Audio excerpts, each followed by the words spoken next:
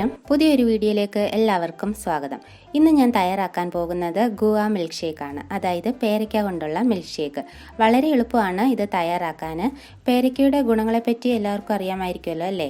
Vitamin C ധാരാളം അടങ്ങിയിട്ടുണ്ട് പേരയ്ക്കയിൽ. രോഗപ്രതിരോധശേഷി വർദ്ധിപ്പിക്കാനും പിന്നെ ഡയബറ്റീസ് ഉള്ളവർക്കും വളരെ നല്ലതാണ് പേരയ്ക്ക.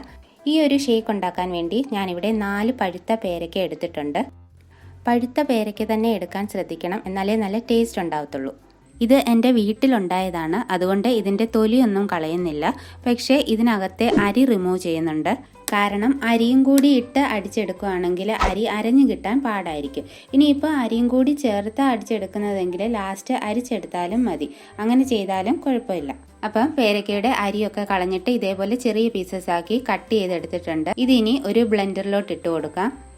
ഇനി ഇതിലോട്ട് 4 ടേബിൾ സ്പൂൺ പഞ്ചസാര ചേർത്ത് കൊടുക്കാം.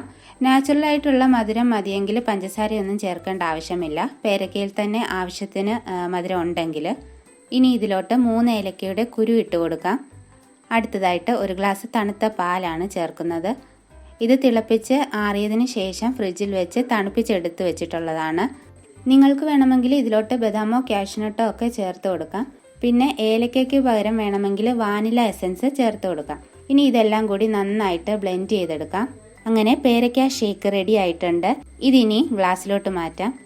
പിന്നെ ഈ ഒരു ഷേക്ക് ഒരു പാത്രത്തിലാക്കി അടച്ച് ഫ്രിഡ്ജിൽ വെച്ചതിന് ശേഷം 1 മണിക്കൂറൊക്കെ കഴിഞ്ഞ് നോക്കിയാൽ കുറച്ചുകൂടി കട്ടിയാകും. ഏകദേശം ഒരു ഐസ്ക്രീം പോലെയൊക്കെ ആകും. അങ്ങനെ കഴിക്കാനും നല്ലതാണ്. അങ്ങനെ ചെയ്തിട്ടില്ലാത്തവർ അതേപോലെ ഒന്ന് ട്രൈ ചെയ്ത് നോക്കുക. അത്രയേ ഉള്ളൂ ഇന്നത്തെ വീഡിയോ. എല്ലാവർക്കും ഇഷ്ടമായെന്ന് വിചാരിക്കുന്നു. ഇഷ്ടമായെങ്കിൽ ലൈക്ക് ചെയ്യാനും ഷെയർ ചെയ്യാനും മറക്കരുത്. പിന്നെ ചാനൽ ഇതുവരെയും സബ്സ്ക്രൈബ് ചെയ്തിട്ടില്ലെങ്കിൽ ഒന്ന് സബ്സ്ക്രൈബ് കൂടി ചെയ്തേക്കണേ. താങ്ക്